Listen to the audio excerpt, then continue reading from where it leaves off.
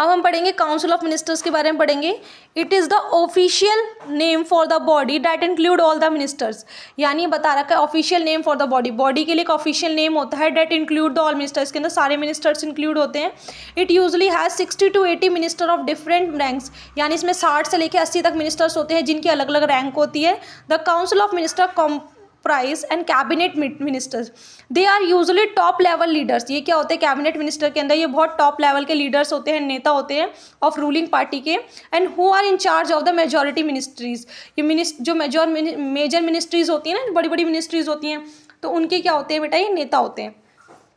Cabinet is the inner ring of the council of minister, cabinet क्या है, inner ring है किसके, council of minister की। It comprise about 25 ministers, के अंदर भी कितने आते हैं, 25 मिनिस्टर्स आते हैं। Ministers of state with independent charge and they are usually in charge of smaller minister, यानी मिनिस्टर ऑफ स्टेट या इंडिपेंडेंट चार्ज, इसमें क्या होते हैं, जो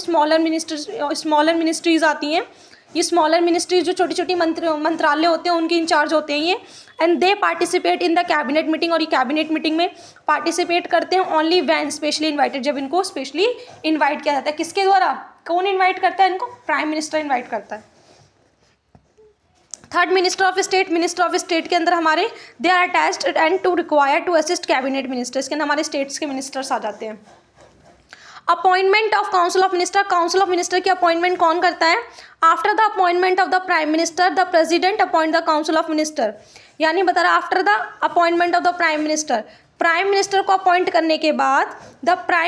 president appoint the council minister, फिर प्रेसिडेंट किसको अपॉइंट करता है, काउंसिल ऑफ मिनिस्टर को भी अपॉइंट करता है on the advice of prime minister, यानी पहले तो प्राइम मिनिस्टर को अपॉइंट करेगा, उसके बाद प्रेसिडेंट प्राइम मिनिस्टर के कहने पर ही क्या करता है, काउंसिल ऑफ मिनिस्टर को अपॉइंट करता है। Council of minister are usually from the party or coalition that has majority in the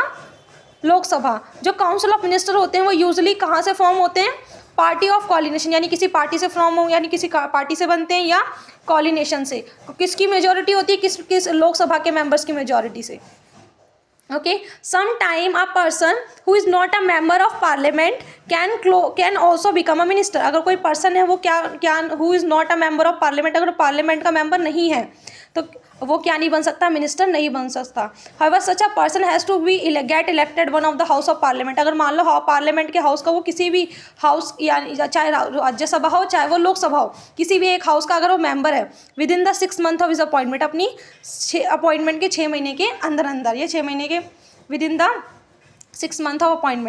appointment के 6 महीने के अंदर है, तो वो क्या नहीं बन सकता, मेंबर नहीं बन सकता पार्लियामेंट का। ये बता रखा some time a person who is not a member of parliament,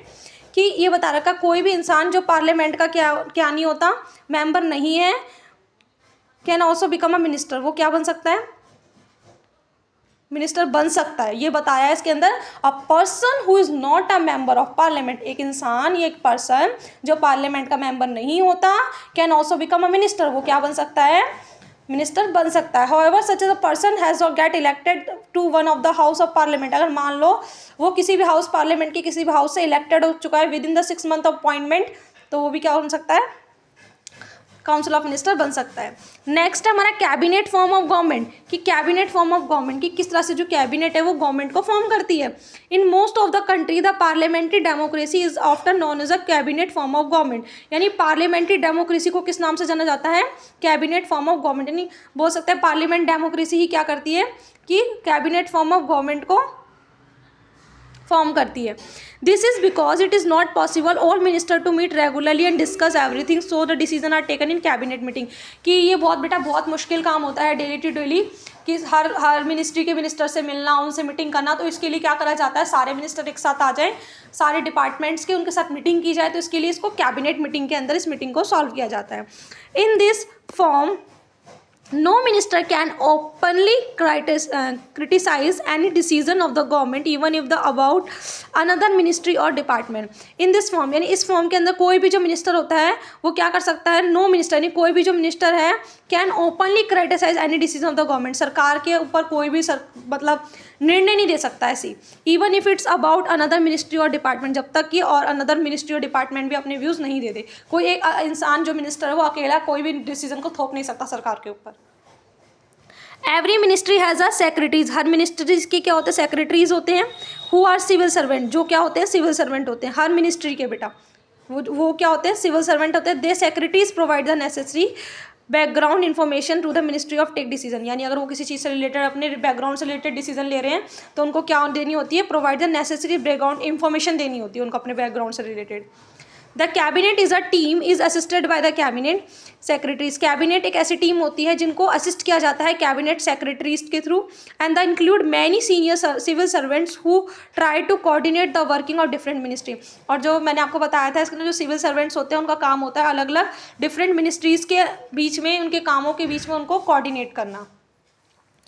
next topic है हमारा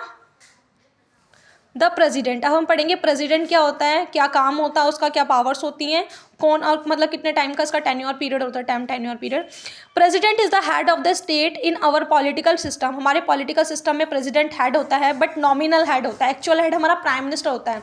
okay, the head of the state exercise an nominal power, इसके पास नाम मात्र की पावर होती है। The president supervision and the overall functioning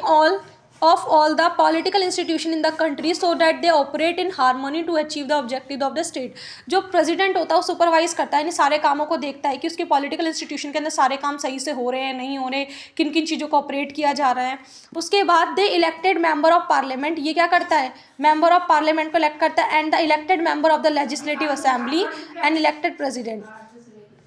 the elected member of parliament, यानी ये क्या होता है, इलेक्टेड मेंबर पार्लियामेंट का elected member and the elected member of legislative assembly elect the president, president के थ्रू इलेक्ट होते हैं। A candidate standing for president post has to get their majority to votes, यानी बता रखा है कि अगर कोई कैंडिडेट प्रेसिडेंट की पोस्ट के लिए खड़ा होता है तो has to get their majority of votes to win the election, कि उसके पास एक मेजोरिटी होती है कि उस मेजोरिटी में उसको वोट्स को क्या करना है, जीतना है। And this ensure that has president is seen to be represent the entire nation, क्योंकि इसका मतलब ये होता है president is seen to be represent, पूरे नेशन को एंटायर करता है, यानी जो पूरा नेशन होता है